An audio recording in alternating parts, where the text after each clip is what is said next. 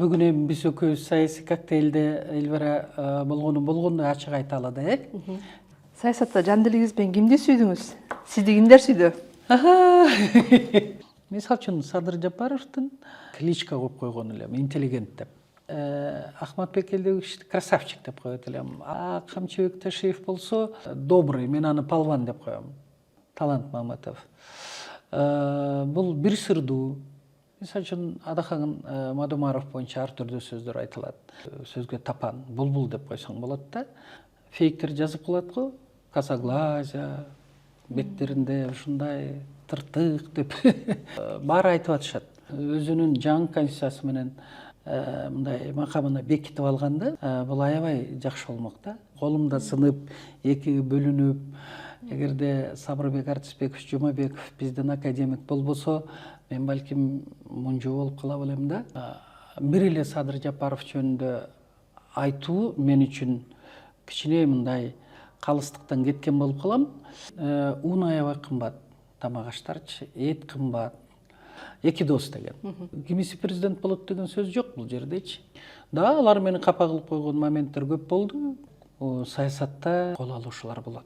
Алар мен үчүн эң жакын адамдар болуп кала берет. Менин каттарым өздөрүнө жетсе, жооп беришер деп үмүттөнүп атам. Саясий коктейлде канча жылдан бери, 5 жылдан бери айтылбаган сөздөр айтылды.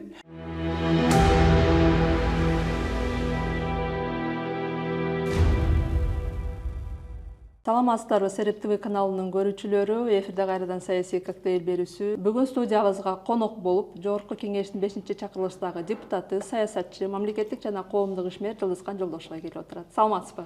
Саламатчылык. Саламатсыздар, урматтуу мекендештер. Жылдызкан Айтибаевна, айдоочуларды окутууну оңайга созуу, узартуу боюнча аябай бир талаш тартыш маселе болуп жатат. Сиз кандай көрөсүз? Туура деп атасызбы же туура эмес деп атасызбы? Бүгүн эми биз экөөбүз саясий коктейлде элбара болгону ачык айта алады, да бизде ачык маек болсун. Мен кесибим боюнча жол куруучумун да. Эми мен айтайын дегеним, биринчиден президент Садыр Жапаров маселени туура көтөрдү. Бирок ошол маселенин чечүү жолун кичине мындай туура эмес жолго бурулуп кетти да. 2 жыл мурун бир небере кызым окуду. 8.000 сом төлөдү айына. 15 жолу мындай практикага айдоого чыкты да, ар бир саатына 400 сомдон төлөп. Ошондо 2 ай окуду, 16.000 сом төлөдү. Эми 15ти 400 сомго көбөйтсөк канча болду? Мына ошончо сом акча кетирди. Азыр жакшынакай эле айдап жүрөт. Азыр эми экинчи небере кызым окуп атат да. Ал айына 20.000 сом төлөп атат. Немеси ошондой эле. Практикасы 1 саатка 400 сом төлөп атат да. Эми өкмөт эмнени сунуштап атат? Келгиле дейт, оңай окусун теоретически дейт. Анан кийин бир айынабы түшүнбөй калдым. Айтып атпайбы Дайырбек Оронбеков 19.000 сомдон эле төлөйт дейт. Ал 19.000 сомду бир айгабы же 10 айгабы? Экинчиден 20 саат дейби, канча саат, анысы канча сом турат? Еще келип кетиши, тамак ашы. Ал эми Өзбекстан бул маселени башкача чечип коюшту да.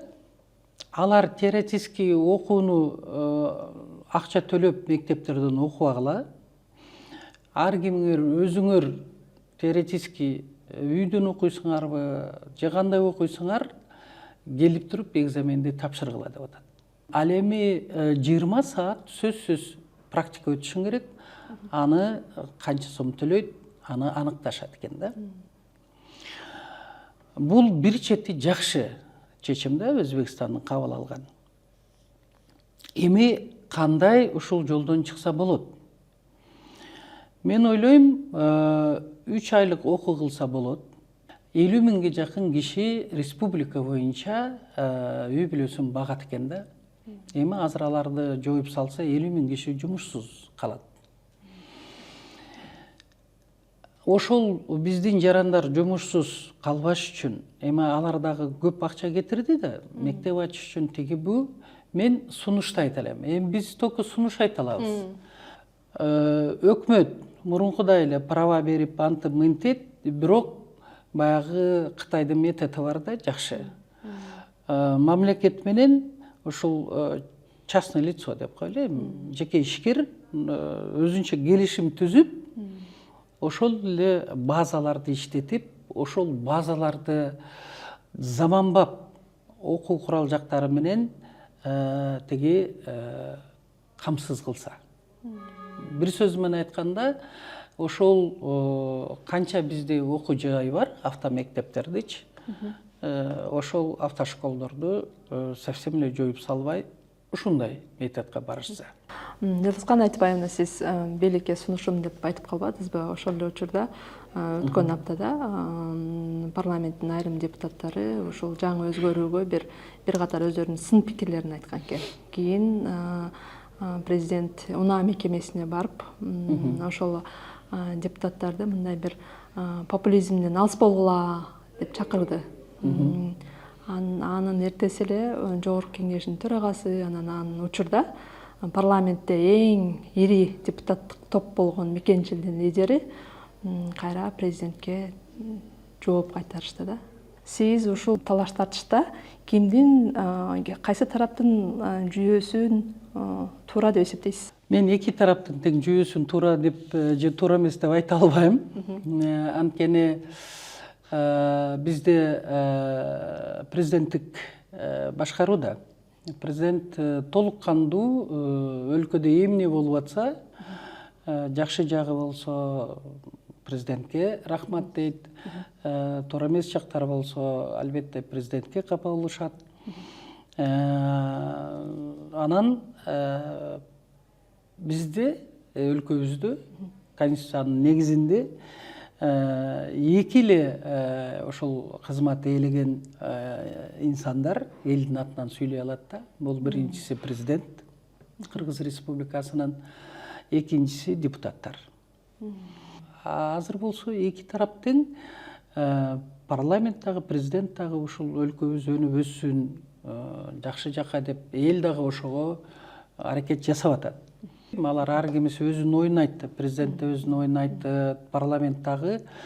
Тескерисинче азыр алар биргелешип иштеп, ушул маселеде бир консенсуска келип, негизгиси элге мындай айтканда ушул маселеди чечүүдө ким айдоочу болом десе, ошого материалдык, моралдык зыян келтирбеш керек. Ошондой эле мен ушул бизнесмендер тарапта болот элем да, баягы мектепти ачып, 30 жылдын ичинде ушул маселеге эч ким көңүл бурбай, анан өздөрү менен өздөрү болуп, ушундай бир жаманбы, жакшыбы тиги мындай айтканда айдоочуларды даярдашты да.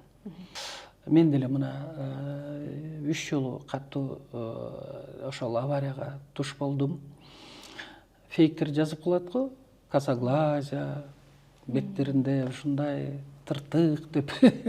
Эми мына ошол ДТПнын айынан ошол авария болгондун бул ошол кесепетинен мен ушундай болуп калдым. Колумда сынып, экиге бөлүнүп, эгерде Сабырбек Артисбеков Жумабеков биздин академик болбосо, мен балким мунжу болуп кала белем да. Ошон үчүн мен ушул Сабырбек Жумабеков биздин профессор, академикти абдан сыйлайм. Ошол биздин академик Сабырбек Жумабеков геройлукту берсе болот да. Авария болбош үчүн биринчиден жолдорубуз кенен болуш керек. Экинчиден бүт знактар болуш керек. Биздин өлкөдөгү трассаларда көп авария болот. Анткени трассанын ортосундагы бөлө турганч, мына азыр Ысык көлгө бөлүп койду го, ошентсе дагы авариялар болуп атат. Мына Ош-Бишкек жолуна дагы мына ушундай эки немени бөлө турган атайын билесиңер бетонный немелерди коюп коюш керек. Тосмолорду. Ошондо авария азаят. Ачыгын айталы, жөө жүргүнчүлөрчү, пешоход деп коебуз. Биз өзүбүз дагы жолдон өткөндө үйрөнүшүбүз керек. Өткөн айда Садыр Жапаровдун президенттик кызматка киришкенине 5 жыл толду. Сиз анын бир кездеги бир партиялашы, санаалашы катары айтып өтсөңүз, ушул 5 жылдык анын мөөнөтүнө Кандай баа бересиз? Кыргыз жаратылыштан эркин. Чындыкты абдан туудай тутат да, акыйкаттыкты, адилеттүүлүктү, калыстыкты, теңдикти мыйзамдан да жогору коет да. Айкөл кечиримдүү да болот. Анан боорукер. Айрыкча акыйкатсыз адилетсиздик жаткан түрмөдө болобу, же ооруп атабы, же кандай болгон учурда дагы ошол киши тарап болуп кетет да, ошол инсан тарап болуп кетет. Бирок кыргыз басым жасаса ошол улуткачы, бизге, кыргыздарга, бийлик тарабынан болобу, башка улут тарабынан болобу, кандай болгон чакта дагы кысым көрсөтсө, акыйкатсыздыкты, адилетсиздикти, теңдик менен калыстыкты тебелей баштаса, кыргыз эли көтөрө албайт. Бул улуттун канына сиңген өзгөчөлүгү. Ошон үчүн кыргызга президент болуш өтө кыйын. Албетте бир эле Садыр Жапаров жөнүндө айтуу мен үчүн кичине мындай калыстыктан кеткен болуп калам. Мен мисалы үчүн Садыр Жапаров менен Камчыбек Ташиевди мындай эри шаркак көрөм да. Бирөөсүн мындай карап, бирөөсүн мындай карай албайсың. Анткени Садыр Жапаров тышкы саясатты аябай жакшы өздөштүрүп кетти. Ошондой эле Садыр Жапаровдун өзгөчөлүгү баягы многовекторный деп коебуз го. Мына ошол бүт дүйнө жүзүндө кайсы өлкө болсо ошолор менен мамиле түзгөнгө өзүнүн мүмкүнчүлүгүн бүт жүктөдү да. Ал эми ички саясатта Камчыбек Ташиев ошол жакта да катачылык кетти, экөөнөн тең. Бирок кандай болгон чакта дагы Кыргызстанда чоң өзгөрүүлөр, ошону менен бирге алдыга жылуу жакшы нерселер да болуп атты, параллельно туура эмес нерселер болуп атты да. Мына ошол ички саясатта Камчыбек Ташиев аябай чоң роль ойноду. Абдан чоң роль ойноду да. Мисалы үчүн ОПГ менен күрөшкөндө бул ОПГ деген өтө татаал. Потому что ОПГ бул дүйнө жүзүндөгү өзүнө окшогон ОПГнын мүчөлөрү менен байланыштары бар да. Мына ушул маселеде Ташиев өзүнүн эле эмес, үй бүлөсүнүн мындай канжыга коюп койду да. Буга бир дагы киши барбайт эле. Камчыбек Ташиев Мекенчил партиясы менен биз барганда алардын программасы, ошол биздин ошол мезгилдеги программасы аябай катуу болгон да. Коррупционерлерге, ошондой ОПГ, дегиле баягы жаш кыздарга, жаман балдарга ыдык көрсөткөндөрдүн баарына тең өлүм жазасы кирсин деген программада бар эле да. Ошону менен бирге коррупция менен каршы күрөшөбүз, ОПГ менен каршы күрөшөбүз. Баягы Мекенчил партиясында эмне жазылса, ошолорду мына Садыр Жапаров менен Камчыбек Ташиев аткарып келатат да. Бирок бирге айта албайсың Садыр Жапаров ушуларды аткарды же Ташиев ушуларды аткарды деп. Экөө аткарып келатат да. Сиз айткандай эри шаркак болуп. Бирок ошол эле учурда өтө кымбатчылык орун алып калды да. Мындай айтканда биз жакшы жактарында айтышыбыз керек. Мындай айтканда ийгиликтерди. Ошол эле учурда эл эмнеден кыйналып атат. Ошону да айтып коюшубуз керек. Un аябай кымбат, тамак аштарчы, эт кымбат, көмүр аябай кымбат. Ошон үчүн мына светти арзандатыш керек. Көмүрдү колдон келсе арзандатыш керек. Тиги газды арзан беребиз деген договорлорду биз окуп чыктык да, депутат болуп 5-чи созувда. Мына ошол договорлорду кайрадан биздин тышкы иштер министрлиги көтөрүп, кайрадан Россия менен иштеп чыгыш керек. Анан азыр көрүп атасыз, аренданын үстүнө аренда болуп кетти да. Бул дагы элди кыйнап атат. Мына жер алсаң аренда, налогтордун түрү, ошол үй салсаң ошол жерге дагы налог, бизнес кылайын десең аренда помещение, ошолордун баарын жабыш үчүн кредит аласың. Бизнесмендерге да өтө кыйын болуп калды. Анан кийин квартираларды арендага алып атышат, жаштар үйлөнгөндөн кийин. Аны дагы жөнгө эч ким сала албай атат. Эптеп арендалар аябай кымбат болуп кетти да, баасы аренданынчы. Өлкөдө болуп жаткан саясий болобу, коомдук болобу, орчундуу маселелер боюнча актуалдуу тема болобу, соц тармактагы, Facebooктагы барактарыңыз аркылуу дайыма билдирип турасыз. Ал аябай мындай талкуу жаратат, көп жакты белгисин алат дегендей. Сиз ошол акыркы билдирүүлөрүңүздүн көбүн ошо президенттик шайлоонун алкагында көп сөз болуп жатты. Ушундан улам суроо, президенттик шайлоону мөөнөтүнөн мурда быйыл өткөрүү муктаждыгы барбы? Деги эле ал качан өтүшү керек? Эми мисалы үчүн мага Садыр Жапаров, Камчыбек Ташиев, мага алар бир тууган инимдей болуп калган. Бирок эми саясатчылар бир тууган иним деп айтууга да акысы бар. Эгерде көптөгөн жылдар боюнча коллега болосуңбу, санаалаш болосуңбу, соратник болосуңбу, мына ошондой болуп калат экен да. Эми мен буларды мурун меним деп эле сүйлөшүп келгенмин, сен деп эле. Эми, конечно, азыр алардын статусу бар, бүт баары. Бирок тилекке каршы биз өз убагында айтканда эмнегедир укпай калышты да.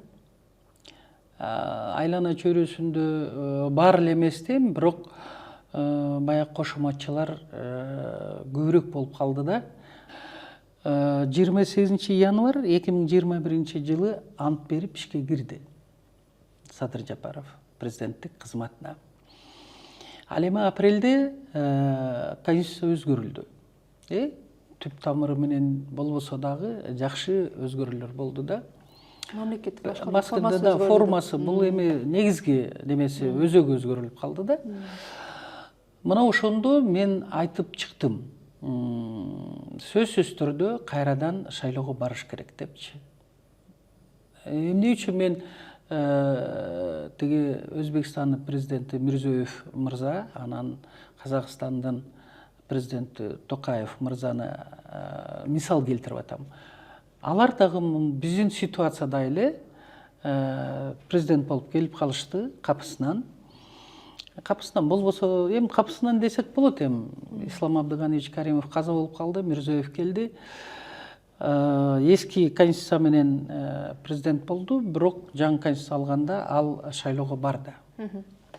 Мындай айтканда, жаңы конституция менен өзүнүн президенттик макамын бекитип алды да. Ошондой эле Токаев ошентти. Мен ойлойм, ушундай эми бул мыйзам да, мыйзам жөнүндө сөз болуп атат да. Азыр сөз кылып аткан мына Клара Сооронкулова, Искак Масалиев, Занидин Курманов айтып атат, баары айтып атышат. Баягы күчтүү юристтер. Мен саясатчы катары 5-чакырылышта депутат, мыйзам мындай айтканда бийликтин бир бутагында, мыйзам чыгаруу бутагында иштеген депутат катары айтып атам да. Эгерде ошол апрель 2021 жылы биз конституцияны кабыл алгандан кийин кайрадан шайлоого барып, өзүнүн жаңы конституциясы менен макамы менен мындай макамына бекитип алганда, макамын, бул аябай жакшы болмок да. Бул эртеби кечпи бул маселе көтөрүлөт эле. Бирок азыркы көтөргөн инсандар мындай эч кимге жамандык ойлогон жок да. Мына ошондой бир коллапс бар. Ошону мыйзам таласын алып келип алыш керек деген эле сөздү айтып атат. Бул жерде президенттик мөөнөт качан бүтүш керек, же болбосо эски конституция менен жаңы конституциянын кичине кагылышы болуп калды да. Ошол ситуациядан кандай чыгып кетиш деген эле сөз. Кимиси бунусу, кимиси президент болот деген сөз жок бул жердечи. Ошону элдер да туура түшүнүш керек, баары туура түшүнүш керек. И Садыр Жапаров, Камчыбек Ташиевтер да ошол маселеге көңүл буруш керек. негизи президенттик шайлоонун быйыл же эмдиги жылы өтөбү айтор. Бирок Садыр Жапаровдон кийинки мөөнөткө барары мындай көп эле жолу айтылды да. Биз ошол эле билдирүүдө мындай бир кол алышканы тууралуу бир аз учкай айтып өткөн экенсиз. Менин суроом, эгерде президенттик шайлоо өтө турган болсо, Садыр Жапаровго атаандаш ким боло алат? Сиз кимди президенттик шайлоого даяр болуп калды деп эсептейсиз? Мисалы үчүн алар кандай кол алышты биз билбейбиз. Себеби Садыр Жапаров менен Камчыбек Ташиевди экөөнү өз алдынча коомчулук дагы көрө албайт да. Бирге гана көрүп баягы элдин арасында жакшы сөз пайда болбодубу? Эки дос деген. Даже кафелер, ресторандар, тиги булар ачылып атпайбы, эки дос дегенчи. Анан албетте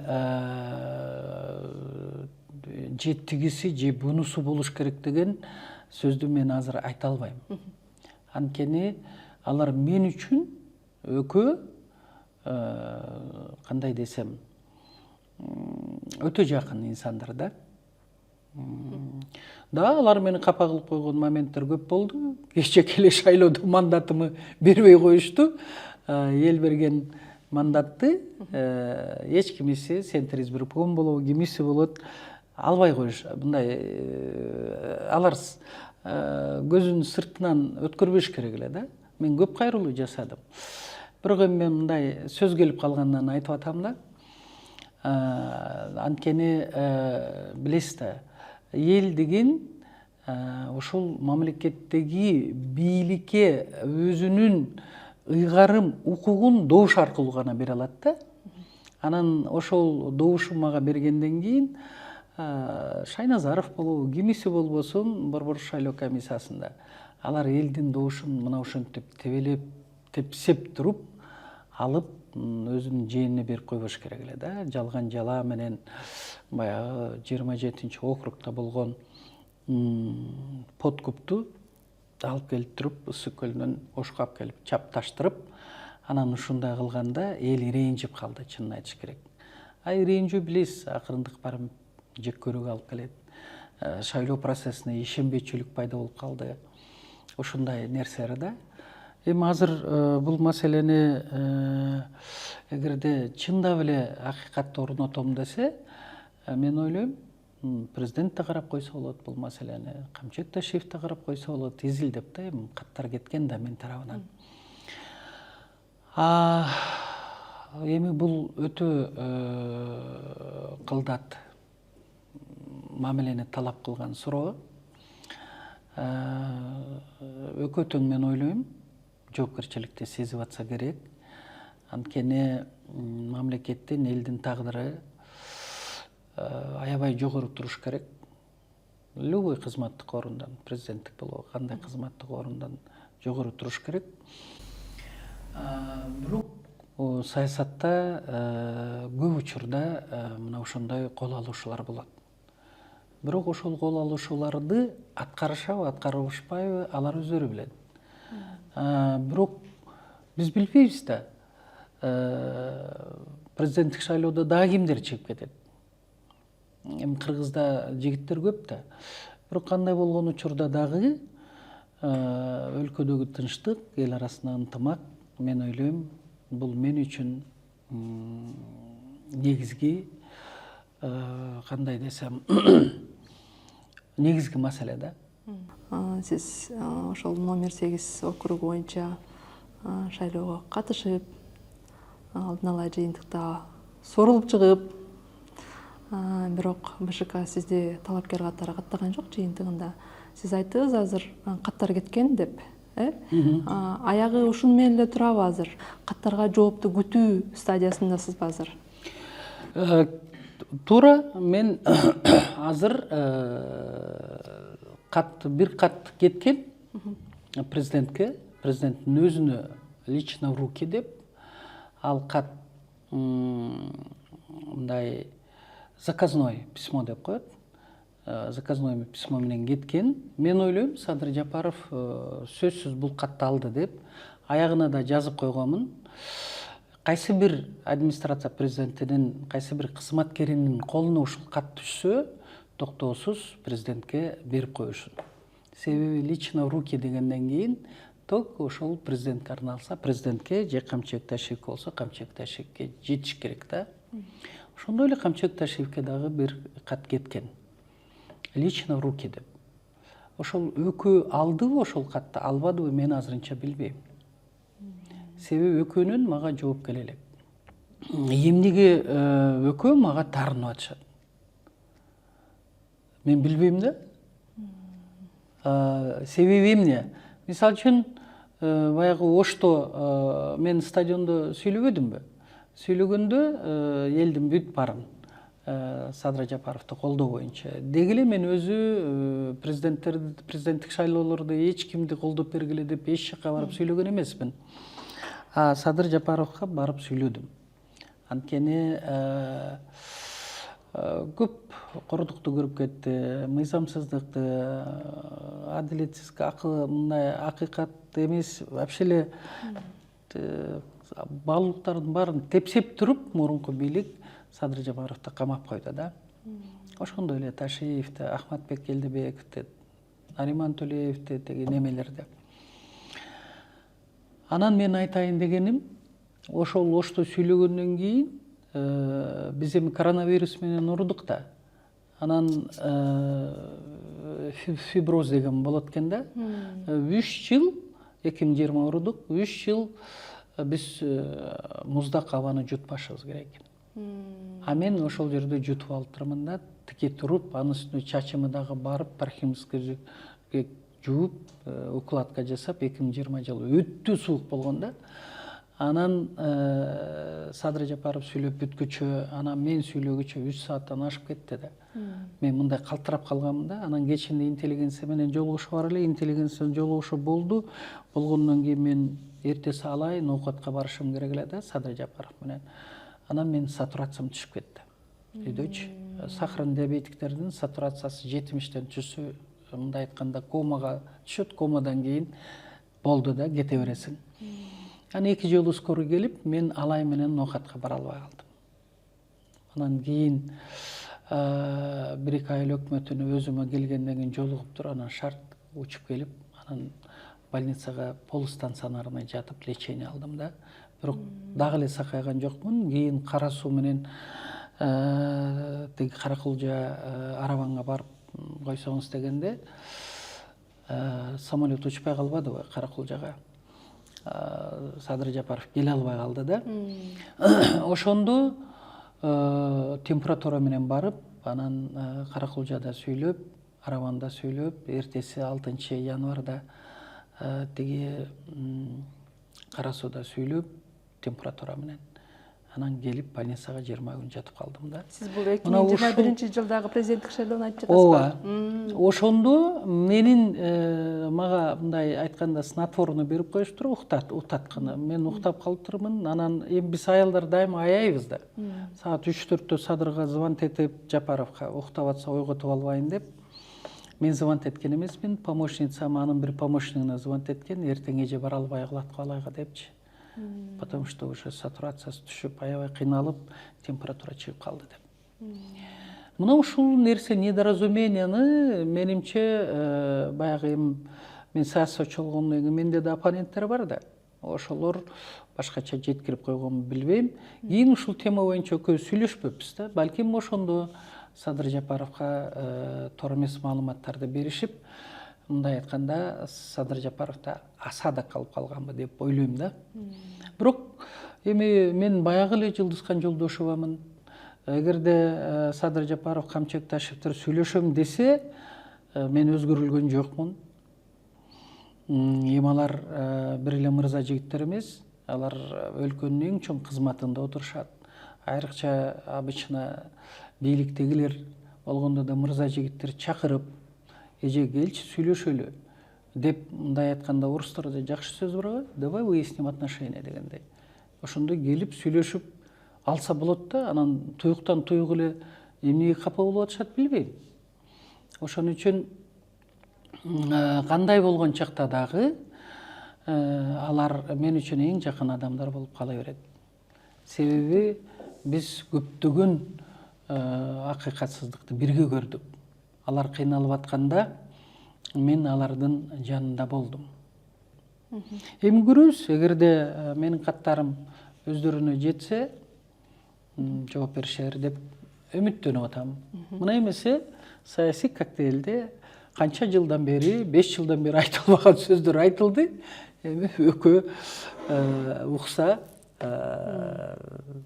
Садыр Нуркожоевич менен Камчыбек Кыдыршаевич анан өзүнүн бир өз сөзүн айтар. Сиз саясатка келгенге чейин мындай курулуш тармагында иш тажрыйбаңыз мол болгон адамсыз. Жогорку кеңеште өкмөттүк саат болуп, мамлекеттик ипотекалык компания курган үйлөрдүн баасы жөнүндө да маселе көтөрүлдү да. Бул боюнча сиз да пикир айтып келесиз.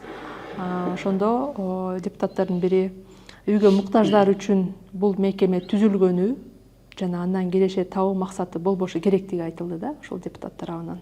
Сиз кандай ойлойсуз? Абдан туура маселени көтөрүптүр. Биринчиден мындай да, мен эми шаарда көбөштөп калдым да, Бишкек шаарында. Мына захват земли башталбады беле 90-жылы. Мына ошондо мен 93-жылы, 91-жылдан 93-жылга дери Октябрьский районда иштедим да, исполкомдо. Ошол жер маселеси боюнча. Миңдеген жаштар чыккан да Кыргызстандан. Себеби акыйкатсыздык, адилетсиздикти көтөрө албай койгон.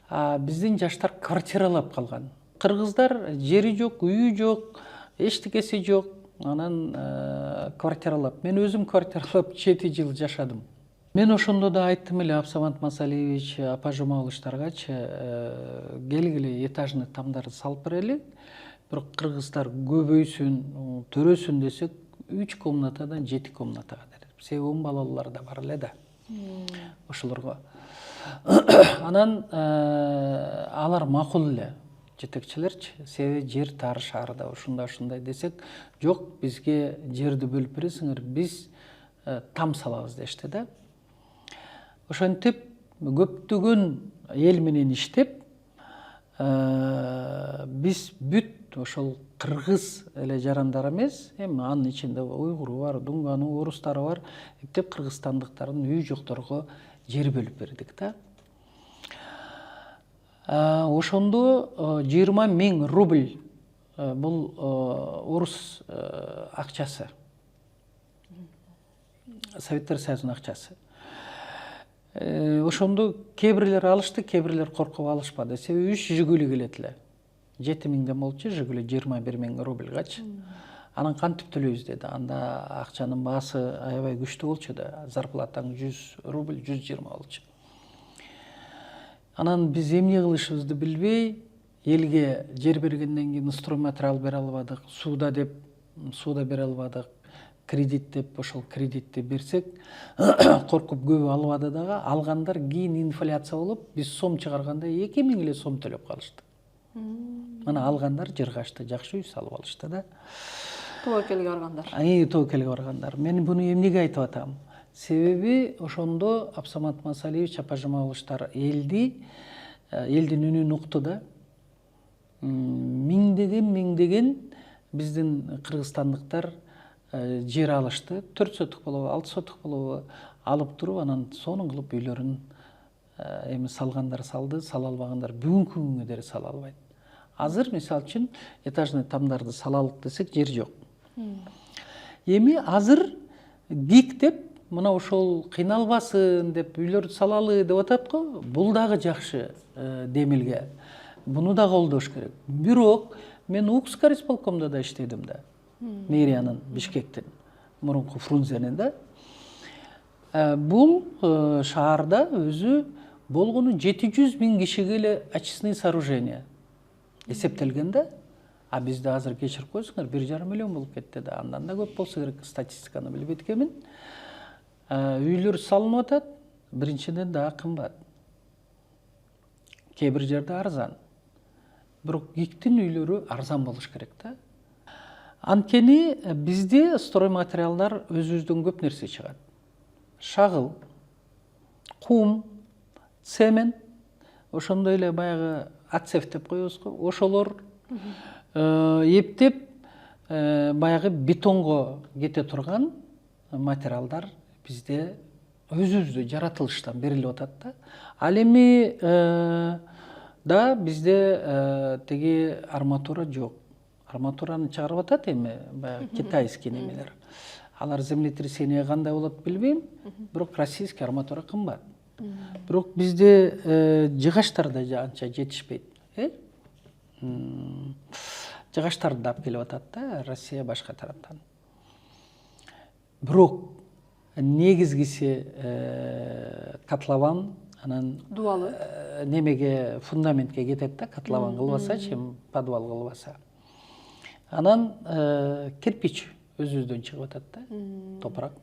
Өзүңөр билесиңер, биздики аябай жакшы кирпич чыгарганы. Эми бизде маселелер көп, мындай четинен бийлик аракет жасап атат, аракети жок деп айта албайбыз. Бирок ушул маселени дагы бийлик абдан караш керек.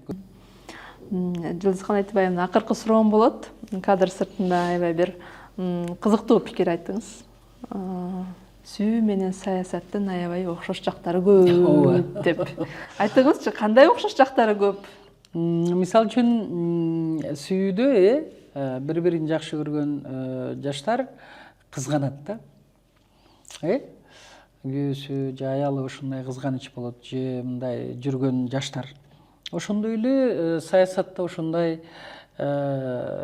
бийликти, президентти мисалы үчүн кимиси болосун ороп алган кишилер аябай кызганат да президентти же башка бирөөлөрдөн. Экинчиден, кандай десем, сүйүүдө таарынычтар боло берет да. Ошондой эле саясатта да көп таарынычтар болот бири-бирине болгончу. Анан мындай саясатта кээ бир адамдар ушунчалык берилип алат да, ошол саясий фигурагачы өтө берилип алышат. Фанат болуп алышат, берилип, эч бир сатпай, сатылбай. Баш оту менен сүйүп. Анан ал киши бир күнү ошол адам таштап кетип калат. Саясатта дагычы ошол берилген кишини. Бирок нар жактан кооз сүйлөгөн кишилерге алданып калат да. Сүйүүдө деле ошондой. Башка бир кыз же башка бир жигит өзгөчө мамиле жасап, гүл подарить этип, тигинтип мынтсе, ал кыз ойлойт, бул жигиттен караганда тиги мени көбүрөөк сүйөт экен деп. Ал жигитте балким кандайдыр бир кызыкчылык бар да. Ошон үчүн саясатта дагы ким чынында сага аябай преданный, ким сени сатпайт, сатылбайт, ошондой адамдарды таштабаш керек. Кыйынчылыкта ким сенин жаныңда болду, ошону унутпаш керек. Ошол сүйүүдө дагы ким сени жаш мезгилиңде биринчи ушул сен жакшынакай болуп 17-18-ге толо баштадың, сенде аруу сезимдер пайда болду. Алгачкы сүйүү бул катасыз сүйүү да. Ал эми сен уже көп нерселерди көрүп, уже 30-тан ашып калганча кагылып согулгандан кийин бирөө даже катуу сени сүйүп калса ишенбей каласың да. Ошондой эле саясатта өзүнү преданный кыйналып турган учурда сени колдогон кишини колдон чыгарбаш керек. Анткени кийин сен бийликке келгенде сенин жаныңда туруп, ушундай бир кооз шилекейин чачыратып, жалган нерселерди чындыктай кылып сага айтып турса, ал киши сөзсүз сени сатып кетет. Көрдүңөрбү? Мына ушундай бир окшоштугу бар да. Саясатта жан дилиңиз менен кимди сүйдүңүз? Сизди кимдер сүйдү? Тоже интересно. Мен саясатта мен Москва менен Прибалтиканын тарбиясын алып калдым да, түз жүрүп, мыйзам ченемде Анын үстүнө мен Турдакун Сувалиевичте иштеп калдым, Абсамат Масалиевич менен, Апа Жумалов, Садыкбек Абылезович, Жумек Ибраимович, Муралиев, Амангелди, Курманбек Бакиев, тиги начиная Турдакун Сувалиевич, концая ушул акырына дейин ушул Садыр Жапаровтар менен бирде болдум. Мен бирөөсүн да саткан жокмун. И сатылган жокмун. Менин душманым бар деп айта албайм, оппоненттерим бар. Бирок мен көбүрөөк ошол депутат болгондо, баягы 5 камалып калганда, баягы слишком энелик мээрим берип койгонум туура. Мен аларга бийликке жеткенде саясатчы катары мамиле кылбастан, мына 5 деп да кайталап коеюн. Талант Мамытов, Ахматбек Элдебеков, Садыр Жапаров, Камчыбек Ташиев, Нариман Төлеев. Чынында эле ушуларды өзгөчө жакшы көрөм. Или алар менен кичүү болгондуктанбы, или слишком көп кордукту көрүп калышты. Ошодонбу өзгөчө да. Ар биринин мүнөзү ар башкача. Бирок баары жакшы жигиттер да. Ошон үчүн мисалы үчүн Садыр Жапаровдун мен кличка коюп койгон элем, интеллигент деп. Ал бизди урушпайт эле, бизге жаман сүйлөбөйт эле. Бир кайерсе сүйлөгөнүн же болбосо мындай аялдарга жакшы мамиле кылат эле да, эч бир немесин. Тиги Ахматбек Элдебекович красавчик деп коет элем. Ал не от того, что он такой красивый, да? Баары тең красивый жигиттер да. Ал ошондой мамлекеттик кандай десем, государственник да. Мамлекеттик кызматта көп иштеп, жакшы мындай аябай финанс, экономический любой вопрос жакшы билет. Баары билет, бирок эми бул башкача билет, себеби тепкичтерди өттү да. Камчыбек Ташиев болсо, он мындай да добрый, мен аны палван деп коем. Палван кишилер аябай айкөл, добрый, ушундай бир неме да, ачуусу бат келсе бат кете берет. Кээ бир сөздү мындай каттуу бир айтып койсо, кайрадан өкүнүп калат. Кечирим сурагандан дагы ал мындай коркпойт да, мен ушу кечирим сурап мындай бир ылдыйга түшүп кетемби дебейт. Туура эмес болсо ал кечирим сураганды билет. Мынандай айкөл, щедрый, добрый, ушундай. Нариман Төлеев вообще адамгерчилиги бийик, анан жакшылыкты унутпайт.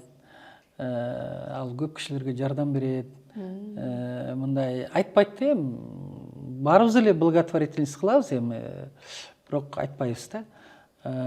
Ошол дагы көп ушундай жакшы немелери бар. Ал эми неме болсо, Талант Мамытов. Бул бир сырдуу, күчтүү юрист, өзү чыдамкай, кандай маселеде болбосун аябай толеранттуу да. Эптеп Кыргызда күчтүү жигиттер көп, баары аябай жакшы. Мисалы үчүн Адахан Мадумаров боюнча ар түрдүү сөздөр айтылат. Ал өтө көп китеп окуган, өзгөчө жигит. Мындай сөзгө тапан, булбул деп койсоң болот да. Ошону менен бирге ал өз убагында айта алат да. Мисалы үчүн Садыр Жапаровтар кыйналып, камалып турганда, мен саясатчыларга барганда, Адахан Мадумаров жок дебей колдоп берген да, сүйлөп, тиякта, биякта, мына ушундай оор мезгилде колдогон. Анан дагы бизде сонун жигиттер толтура. Султанбай Жигитевди билип калдым жаш мезгилинен бери. Ал дагы аябай күчтүү экономист, күчтүү финансист. Садык Шерниязды билесиңер, эми бул укмуштуу да өзгөчө жигит. Мындай жигиттерди санап келсең аябай көп экен да, көбүн айта албасам капа болушпасын. Бирок бизде сонун жигиттер аябай көп да. Мисалы үчүн мен аябай сыйлайм Ибрагим Жунусовду. Ал өзгөчө бир жан дүйнөсү бар, көп кырдуу, көп жерде иштеди. Мисалы үчүн ошондой жигиттер иштеш керек. Бизде жигиттер аябай көп. Но кыздарыбыз да кыйын деп коеюнчу. Кыргыздын кыздары чында кыйын. Жылыскан айым, сизге чоң рахмат. Ыраазычылык билдиребиз сизге. Рахмат. Сизге бекемден соолук каалайбыз. Сиздерге да рахмат. Экинчи жолу мен саясий коктейлге келип атам. Ошол сереп ТВга дагы ийгилик каалайм. Мен ойлойм, силер көптөгөн ошол биздин өлкөдө болуп аткан жакшы нерселерди дагы, анча мынча туура эмес нерселерди дагы ачык айкын элге жеткизип турасыңар деп. Ал эми мен кыргыз элиме абдан ыраазымын. Оор мезгилимде ушул мандатты акыйкатсыз алып койгондо көптөгөн инсандар өзүнүн ойлорун Facebook аркылуу билдирип атты, ачык жазып атышты. Кайдыгер эмес эл сөзсүз алдыга жылат. Мага абдан жакшы ошондо маанай тартууладыңар. Мен сиздерге ыраазымын. Ар бириңиздерге мен ден соолук, үй бүлөдө бакубат жашоо каалап кетет элем. Бар болуңуздар.